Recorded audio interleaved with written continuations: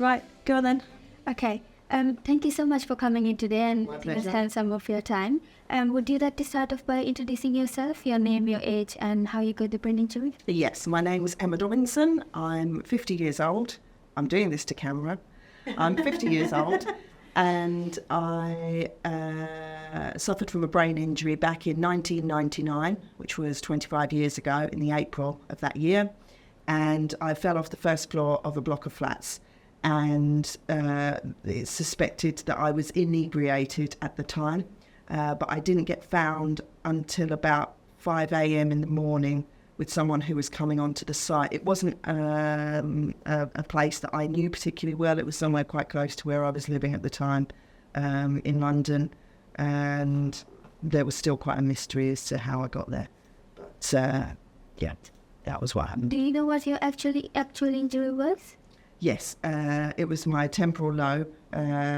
Basically, the impact of the fall meant that the brain had started to swell on that side, and so they had to cut out part of the skull to allow for the swelling. I also had a severe injury on my left-hand side because fortunately that had taken a lot of the brunt of the impact of the fall. And then I had, it was in the days before, I think it was the Liverpool incident, wasn't it, where they realised that you could get, if they tried to freeze parts of skull, that their infections could arise, and there was an incident that happened there, so they stopped doing that. But in my time, they actually, when they cut out part of the skull, they put it in the freezer, and then they reinserted 2 years later. 2001. Yeah. And just to go back to how you got injured, do you remember anything afterwards? How soon afterwards? Just like as soon as the injury? No. Do you, Oh gosh, no. What's your first memory? I think my first memory is probably because I was in the hospital, and I remember being in a room on my own. I remember there being a woman there, and she was like I don't know, sort of like a carer. And I, in this room, I had a bathroom attached as well, quite luxurious. But I remember that. I remember seeing her there. That's the first thing I remember. And do you know how long after your fall that was?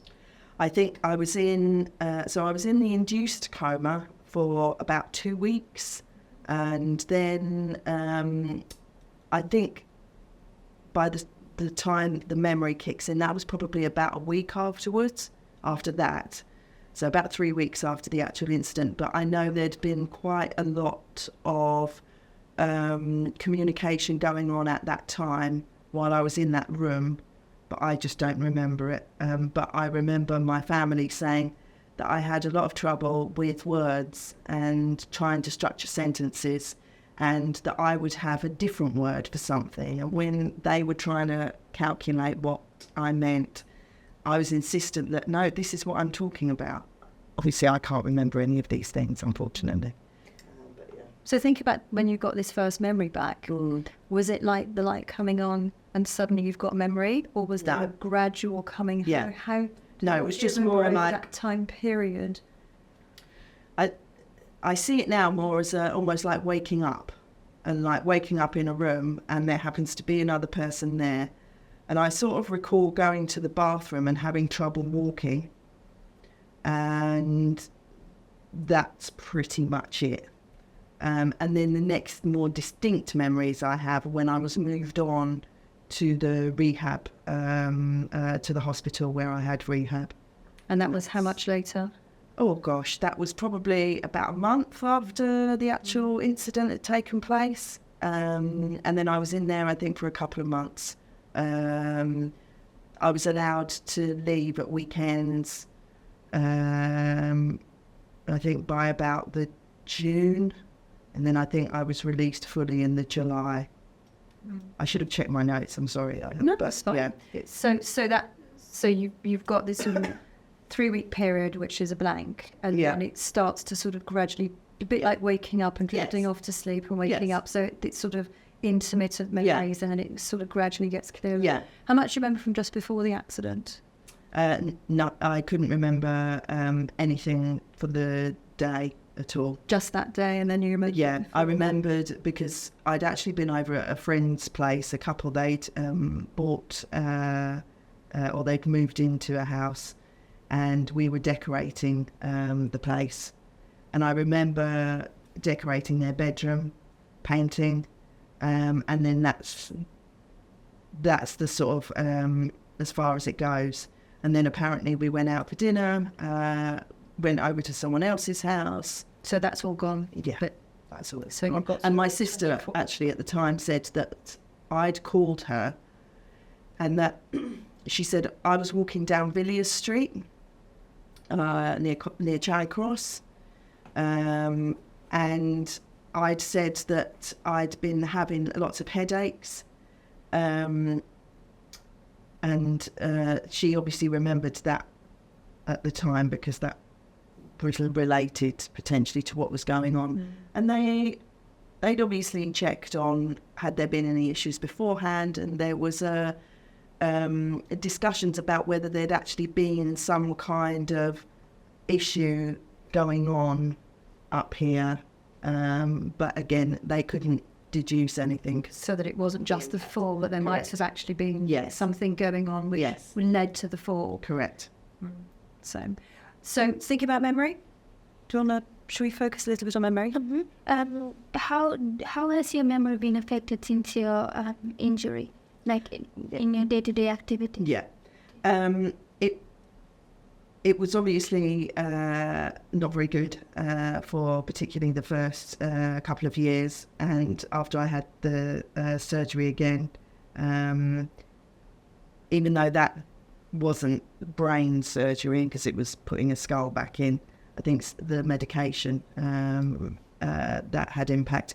I think it was weakened, particularly when I was tired. I suffered a great deal from fatigue, and do so to a degree at the moment, like now. And obviously that was when my memory would be at its weakest.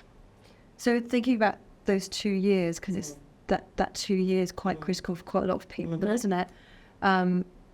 How was it in that 2 year? What was your memory like in that 2 year period? Your language came back. Yes. If you don't remember sort of having any aphasia or memory problems in that time period, language problems. I did, I had a speech therapist, and that was obviously while I was in the hospital, but it continued for a period afterwards as well. And again, with language, it was much more about trying to find the right words, sort of losing the memory of vocabulary, and that lasted for quite a while. So I don't know how much you remember from that, but did you have the idea, the thought? Yes. And was that thought verbal or non-verbal? Do you remember? And then was it that you had the words in your head but you couldn't say them? No. Or was it that you couldn't find the words? I couldn't find the words, and a lot of the time it would be visual, that I could almost see something of like a shape as to what it should be or what it should look like. I found particularly over the last, I would say 5 to 10 years, it's been much more that I can always find the first letter of the word, but then I can't find the rest of the word. And that's the something that I still have now. And again, particularly when I'm tired, it's more apparent. But people, it's quite interesting because if someone is talking to you and they can't find the word, and then they start saying a letter to you, you're just going to think like, what are you doing? Like, but for me, that's like that. I'm trying to get you to feed me the word that starts with this letter, but I sort of forget that they don't know what I'm thinking, and that this is, a result of something else that happened a long time ago. As a slightly aside question, do you prefer for people to help you or people not to help you? Nowadays, I prefer the help. At the time, God no. I was like, I'm doing this and I'm going to do this alone. And it was like I was on a campaign and I wanted everything that I could get that would help me. And I wanted, to to talk to people. I wanted to be able to see specialists when possible. I wanted to go to group stuff. I wanted to be able to participate in any sort of research, any charity events that there were. And it was very much like, I'm going to make this right because I'm going to get back to how I was. Obviously, that was never going to happen. But that was what, for me at the time, was very much the focus. Yeah, it was this real drive.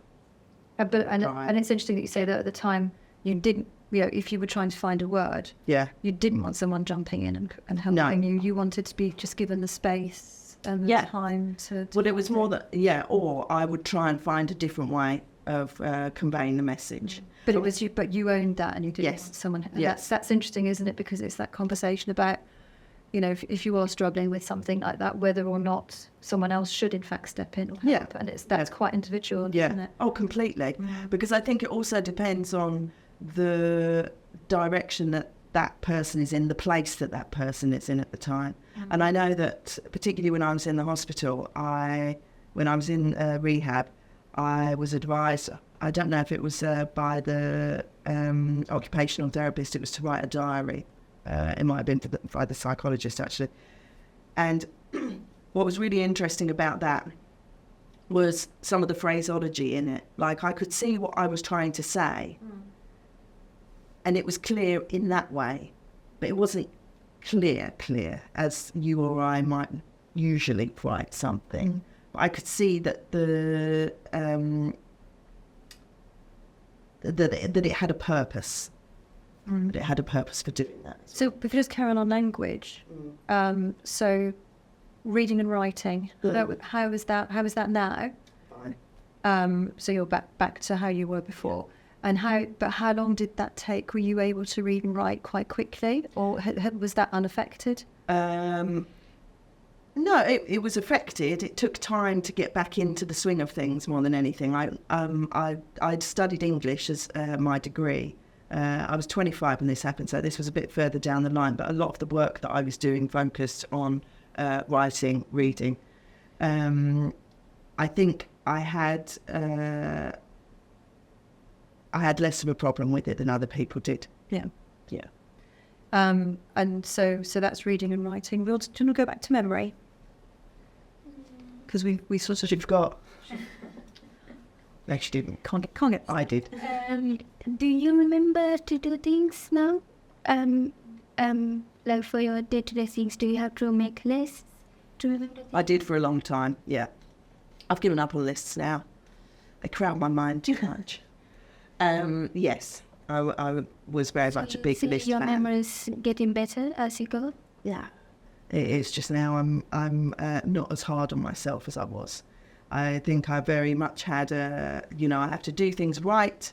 And again, with the nature of the work that I did, a lot of it related to scheduling and planning and organisation. So, timetable management was as much a part of the role as it was a part of my life. So, yeah.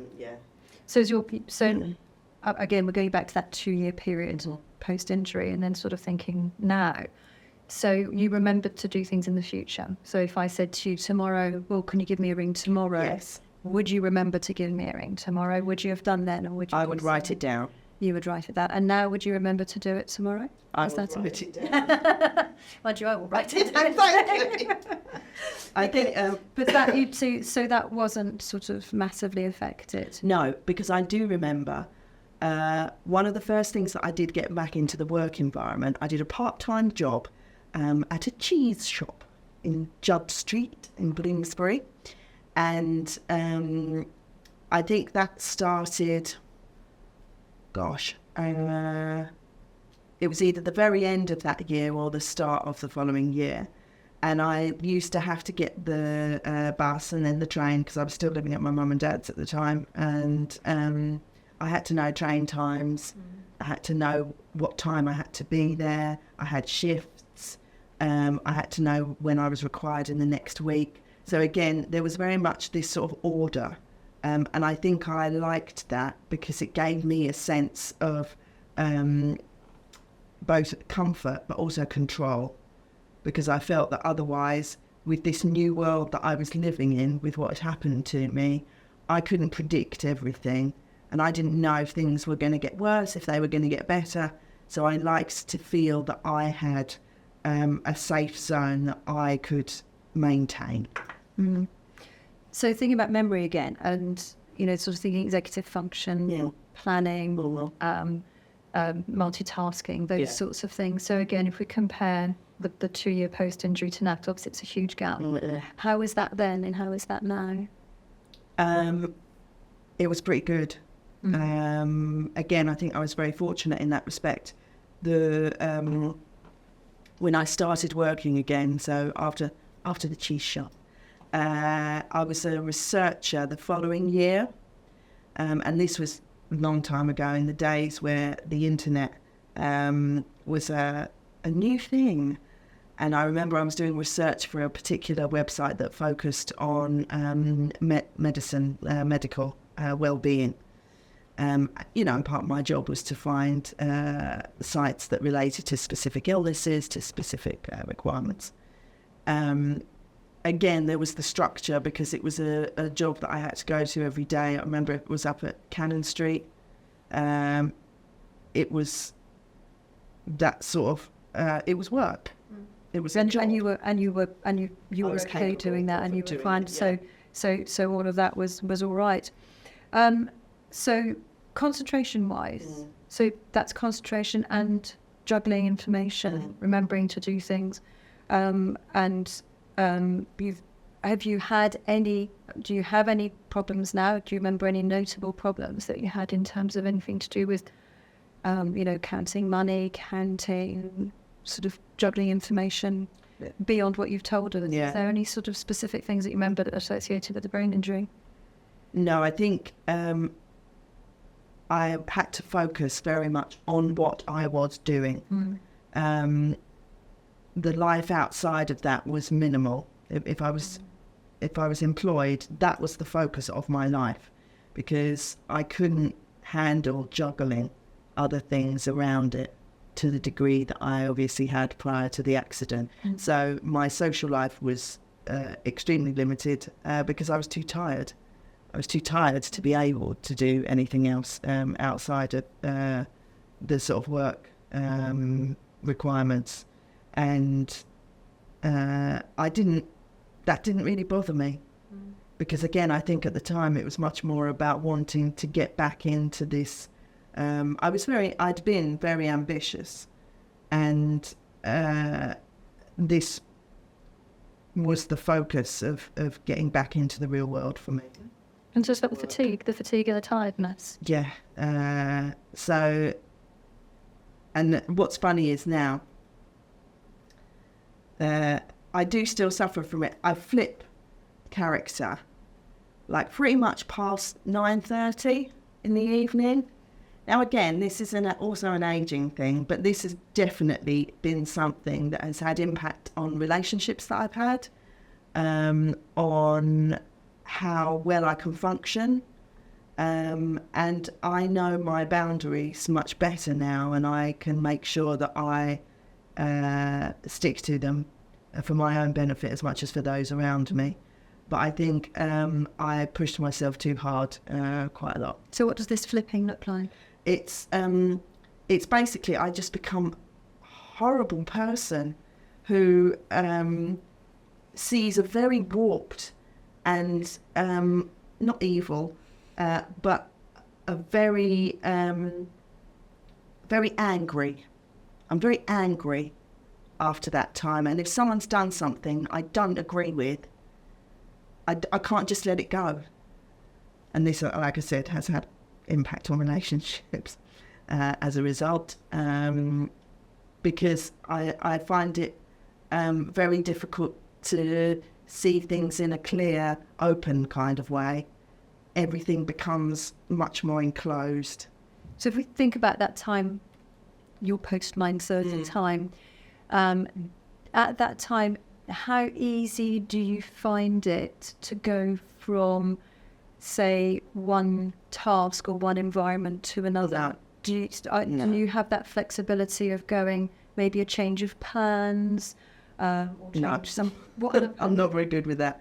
I'll do it, And usually if I'm with other people, I think because you have that adrenaline, I won't necessarily be nasty to them, but there will be this part of me inside me that's just like, oh, what are you doing? Why are you doing this? You're going to feel so awful. Oh, this is going to be awful for you tomorrow. Just the So it's that self-preservation. Yeah. What about in terms of coping? So I'm talking cognitive flexibility here and set shifting. Yeah. How able are you to do that domain set shifting? And is that affected No, I'm by not all very fatigue? good in So is that evening. that's once you're tired? Yeah. So it's like the cognitive effects of the brain injury kick in Yeah. with the tiredness. Yeah. Because I need to know what I'm going to do. And if it goes along with that, even if it's later, that's okay. I'm not going to be too vicious. But it's then if things start to change, or if I get like a last minute request for something, then it'll So feels say- very much harder than it would. I mean, I know that affects everyone like that when it's later in the day, but this for me is like it amplifies it. So it's like that time bomb suddenly that happens. Yeah. So we've talked about cooking, haven't we? And go back to cooking and thinking. Say you're cooking, or I don't cook. you're ordering a meal. Yes. So you're ordering a meal, and you've decided you're going, or you want to order this particular dish. You go to this Yes. restaurant. This is Yes. the dish that Yes, you want, yes. and you get there, and it's off the menu tonight. So Okay, what that's happens? okay. I can handle that. It's if they tell me that they've only got a table at 8:30, and I'm just like, I can't do that. I had that quite recently with a friend because we met at. He knows that I can't do late, and so we met at 7. Even then, for eating, I'm like, oh, that's late. But we went to this place and they said, oh, we haven't got a table available till 8. And he just looked at me and I was like, nah, we'll just go somewhere else. So again, that's that self-preservation. Yeah, because otherwise I know I'm not going to be nice company either for him. Like, not in a horrible way, I won't be nasty to him, but just because after a set time in my head, all I'm going to be thinking about is, what time am I going to get home now? How will I feel the next morning? Because I know if I go to bed late, I wake up really early and then I feel crap tomorrow. There's just like all this So it's going that on in my worry. head. So it's not. So it's more It's like the. anxiety. So it's more the worry about how you're going to feel tomorrow, rather than noticing. Because I mean, what I'm getting. Oh yeah, and The actual becoming. So it's But I kind of like can't general reverse as life. well. So Yeah. you can't. So your language starts to go. Or? not in Or a just a your noticeable way, but just You're in aware a- of it. Yeah, and also in what I can delve from the back of my mind. We might talk about something that if we'd spoken about it at 2:00 in the afternoon, I would have been so interested, and this is great, and I'd love to talk more about this, and I saw this, and I did this, and whereas by that time we'll talk about it, and I'll know there are things there, but I just can't reach them. They've gone. Yeah, They're sort of just. yeah, out of they're the just corner too of your distant, eye, and I'm yeah. just like, I'll still keep up a reasonable conversation. It's not like I shut down completely, but it's a lot harder. Yeah. And that's also then what wears me out. So what's the fatigue? Because I know we've talked about this before, but you get the tiredness and the fatigue. Is your fatigue? Can we use the same fatigue the same way as people who haven't had a brain injury would describe fatigue or tiredness, or do you think your fatigue is different? I think there's probably people who have it similar, if not the same. I think it's almost like your body just shuts down to a degree, doesn't it? And there's only so much of it can function fully, just to keep yourself going. And like I said, the adrenaline will kick in when it needs to a degree, but the level of energy that you have, it just means you can't last as long. So you just have to, and again, you Yeah. manage that. And I know you say you get angry late at night, but thinking about the Angry full stop. I get angry full stop. The Emma before and the Emma after the I used to injury. get very angry then. Has your personality changed? And thinking about emotional regulation, when how easily you get angry, if you've got a shorter fuse, you're more patient. Have you changed as a result of the injury? Yes and no. I think I was quite not aggressive, but I think anger's always been something that I have. I think the injury just perhaps amplifies it more because it again, with fatigue and the like, it puts me in a space where it's easier for it to release itself. I think as I've got older as a woman, particularly in the last year, actually, I've been able to be less angry. But I think I always, and again, I think this was the way I was before as much as afterwards. But I think since the injury, there's almost this kind of, whenever I got a new job, I would never talk about my head injury. I didn't think it was necessary. I didn't feel it was necessary. And it was more, it wasn't a shameful thing. It was more a, look what I can do, and you don't even know that I've had this kind of thing for myself. But I do wonder if, I would have been the same had it not happened. Yeah. With regards to your sensory perception, do you think you've had changes in like taste, vision? Yeah. With smell particularly.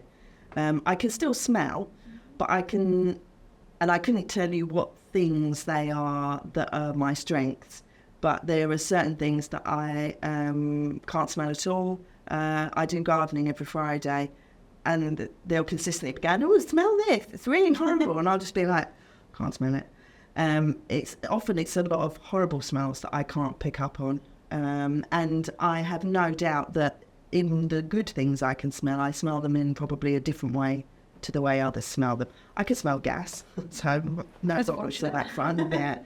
I can smell cheese. I can smell things, but just not as many, and perhaps not in the same way as others. But they're recognisable, so you can recognise certain things. So it's not that you're able to recognise. Yeah. No, which is good. But taste, vision, fine.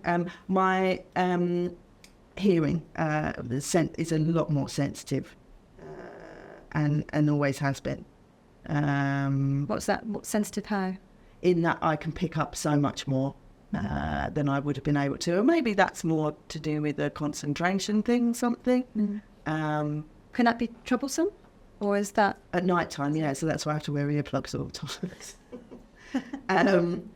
But no, I think it's quite good. I quite like it. I think it's like a superpower. Well, exactly, because sometimes it's sort of switch on, switch off kind of thing. And I can pick up on things when I want to, and, it's can be quite useful. So would you say, it's notable compared to what other people can hear? So if you're with other people and you'll notice this, you hear things that they seem to just not notice? We don't talk about it much, but yes. You notice that you've heard something that they clearly haven't noticed. Yes. And I see things much more. But I think that's also because I'm much more of a visual engagement person. Well, so when you hear the things that you can hear, are there any particular sounds? So is it to do with, you may be more sensitive to voices? Are there I can tell what the things are that I'm hearing. Sometimes it can all... You can distinguish between... Yes, exactly. Because, sometimes it can all sort of feel a bit messy and you can just hear stuff in the background, especially in London. But I can... You hear the detail within it. Exactly. So it's like you've lost the filter nearly. Yes. I mean, I wouldn't say completely. I'm not suggesting that, I'm like an audio-visual person or something. You don't need that. You can just use me. No, I wouldn't go that far. But, yes, I think there's a clarity, a crispness. Does that interfere with concentration? Does that mean that also I can switch off? Do you get distracted, so you're able to switch it off, so you can sort of switch it off and switch it on? So it's like you've got channels that you can tune in and out of. In my head. And when you say you can see things, what do you mean by that? How's that different? Yeah, I notice things a lot more, and I remember those things, and that's how I can distinguish things. But I think that's always been something that I've done, like in the old days when we used to have maps. I was a very good person for direction, because I would always have distinguished where something was in relation to objects around me and things that were going on around me, and I could always be like, oh yeah, don't you remember that? Because that was happening on that corner and so was doing that. And so that's the injury. I think that was before the injury. Oh, right. And so that hasn't changed. No, I think that's just another one of my many skills. And just going back to the injury again, do you have you had any mobility issues? Have you had any balance issues? I did initially, because I felt quite disorientated quite a lot, and especially even after the second operation as well. But I think a lot of that was also to do with medication, where you just feel a bit, for a start, spaced out. But then also, it was getting my bearings. I think because this was a different person I was in charge of, it was sort of trying to work out, how to be doing things appropriately, So if you were meeting a new person, would be for a new job or something, and so they said, you've had a head injury, what sorts of things do we need to help you with, or do we need to be aware of that are different from someone who hasn't got a brain injury? In your case, what do we need, what do we need to be aware of? Yeah. What needs maybe support or mindfulness, be mindful. Fatigue. Yeah. And so that is the big one that you deal with. But otherwise, cognitively, behaviourally, you are quote unquote normal. Yes. You feel that you are a healthy, fully functioning person. Yes. Should we do a couple of our questions from the panel? Yes, so we've got a few questions from our other focus group, the volunteers. They wanted us to ask how your brain injury affected your family. Oh. It was very difficult for them, obviously. I think the hardest part was there was like a regular crew at the hospital every day, and the hardest part for them was when they said that they didn't know if I would survive. And I think that was like 2 or 3 days after the actual incident. And then, obviously, once I started getting better, they were all very supportive consistently. It was great that I could live at my mum and dad's again.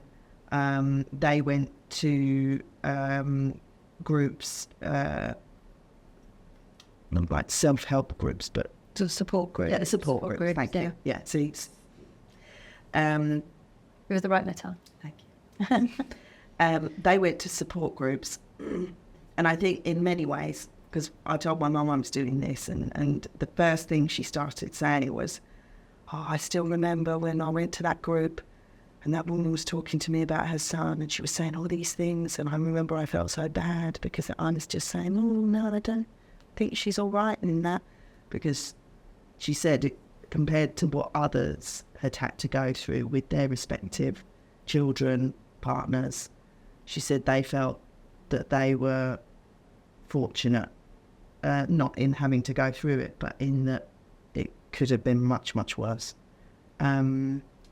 So everyone was really good. Another question, has anything positive come out of your injury? Oh, definitely. I think it helped me see the world in a very in a better way. I think, what it's like, well, you're in your 20s, I'm assuming. For me, in my time, it wasn't the best time. For you lot, I'm sure it's fantastic. But I think it was a very testing time, and I think coming out of this situation, I felt very much that I'd been given another chance, and that I was very fortunate to have the people that I had, and that I hadn't perhaps looked more reflectively at myself in a positive way beforehand, and that I should do more of that. So it was a good thing. Can I ask you, what one thing would you say was the most important in your positive recovery, when your recovery was there? I mean, was it a type of therapy, or was it family or support, or was it, was there a particular thing? I used to really like the group therapy that I had in Peckham.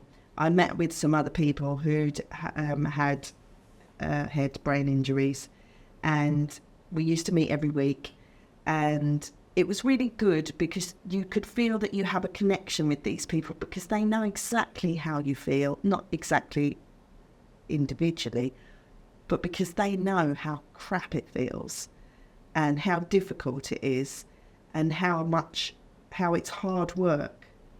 And so you can properly sympathise with one another. And I think that was it was a really good, I'd felt, like I said, very supported, but these other people who were supporting me were very much on the outside, and they loved me, and most of them are still around, and I'm still very close friends with most of the friends I had then anyway, and that was great to feel that I had that support system. But when you're in it, you feel very much that you're alone. So that shared experience is what was really crucial. Yes, definitely. And so that really helps. And you're painting this this incredible picture of recovery, but obviously at the time it was incredibly difficult. Oh, of course it was. Because Yes. you make it sound nearly easy. Yes, no, it But wasn't. I think it. And I would I get think very this is upset. what we need to say that again. There's that 2-year tipping Yeah. point, wasn't there? Yeah. And then after that, maybe things got a bit easier. But it's taken you a long time to get to this point. Undoubtedly. And I think we want to sort of the positive is that you're working, you're fully functioning as it were. You're working, you're living independently. But it's taken you a lot of work to Yes, get of course to it has. And I think at the time, especially when I was in rehab, I was always doing things. Because I was only 25, they could focus on paying me a lot more attention than they perhaps would to people who were my age now. Because of the people getting their health back. And the younger you are, the better, the faster it is, etc., etc. So because I was always busy, I didn't feel, it was always like I was active, there was something to do. It was then when I went home, full-time home, and I had to do it myself. And yes, I had support, and I was going to these charity at London Bridge where they helped people to get back into the work environment. And I used to go to those, it was, I think, like 4-hour days, a couple of times a week. But I was just so tired all the time. And it just felt like, how long is this going to take? And obviously I was a bit keen, because this was only like 3 or 4 months down the line. But you sort of have, especially because I was young, you have this thing of like, this should have just changed. I should just be okay by now. And you feel this sort of lack of self-worth, a loss of self-worth, a sense of just not being good enough because you haven't got back to this sense of normality. And I was conscious also of the fact that I had some massive scar like on my head that I saw every day, that I would wear scarves, but it was blindingly obvious to me whenever I was in front of a mirror, and even when I wasn't in front of a mirror. It was the fact that I knew it was there, and that in itself made me feel like I was standing out, and I didn't want to be standing out. I wanted to be getting things because I was good at doing them, not because people felt sorry for me. And that was my other big deal as well, and that was why I didn't want to tell people about, because the thought of being pitied by people, just that wasn't something I wanted. So I think we've been very open, and thank you so much for sharing all of that. And My pleasure. and congratulations on being so positive about it. it? I think, and telling us about the reality of having the brain tumour. So Yeah. is there anything that we should have asked you that we haven't asked you, or anything else that you want to add to that you feel you should share? I